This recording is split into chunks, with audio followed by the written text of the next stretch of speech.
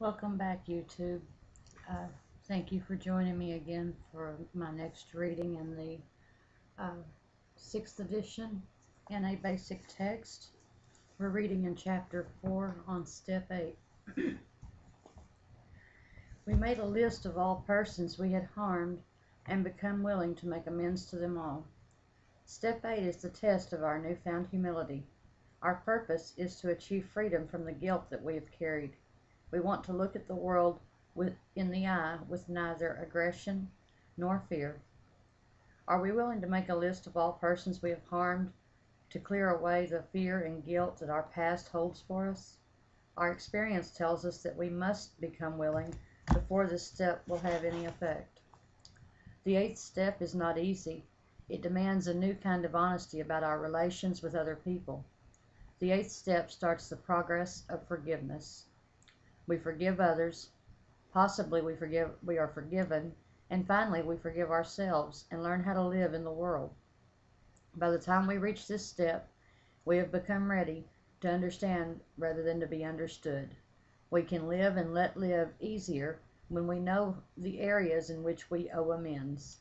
It seems hard now, but once we have done it, we will wonder why we did not do it long ago. We need some real honesty before we can make an accurate list. In preparing to make the 8th step list, it is helpful to define harm. One definition of harm is physical or mental damage. Another definition of harm is inflicting pain, suffering, or loss. The damage may be caused by something that is said, done, or left undone. Harm can result from words or actions, either intentional or unintentional. The degree of harm can range from making someone feel mentally uncomfortable to inflicting bodily injury or even death. The 8th step presents us with a problem. Many of us have difficulty admitting that we caused harm for others because we thought we were victims of our addiction. Avoiding this rationalization is crucial to the 8th step. We must separate what was done to us from what we did to others. We cut away our justifications and our ideas of being a victim. We often feel that we only harmed ourselves, yet we usually list ourselves last, if at all. This step is doing the legwork to repair the wreckage of our lives. It will not make us better people to judge the faults of others. It will make us feel better to clean up our lives by relieving ourselves of guilt. By writing our list, we can no longer deny that we caused harm. We admit that we hurt others, directly or indirectly, through some action, lie, broken promise, or neglect. We make our list, or take it from our 4th step and add additional people as we think of them. We face this list honestly and openly examine our faults so we can become willing to make amends. In some cases, we may not know the persons that we have wronged. While using, anyone that we contacted was at risk. Many members mentioned their parents, spouses, children, friends, lovers, other addicts, casual acquaintances, co-workers, employers, teachers, landlords, and total strangers.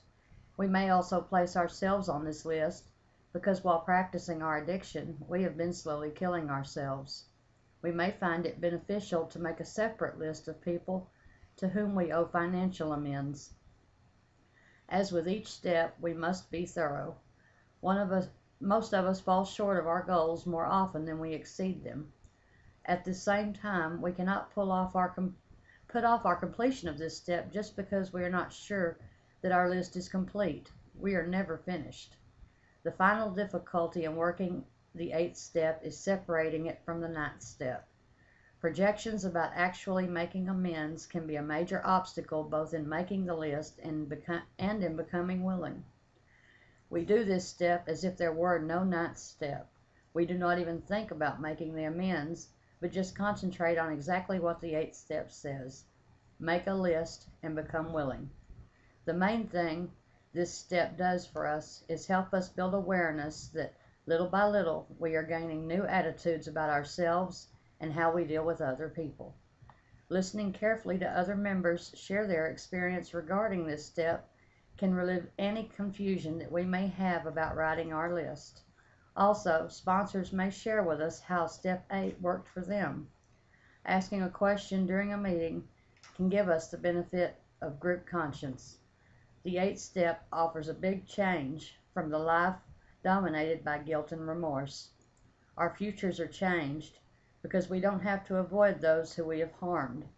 As a result of this step, we receive a new freedom that can end isolation. As we realize our own need to be forgiven, we tend to be more forgiving. At least we know that we are no longer intentionally making life miserable for people. The 8th step is an action step. Like all the steps, it offers immediate benefits. We are now free to begin our amends in Step 9. Thank you for joining me, and join me for the next video in this series on Step 9 in Chapter 4. Thank you, and I love you all. God bless.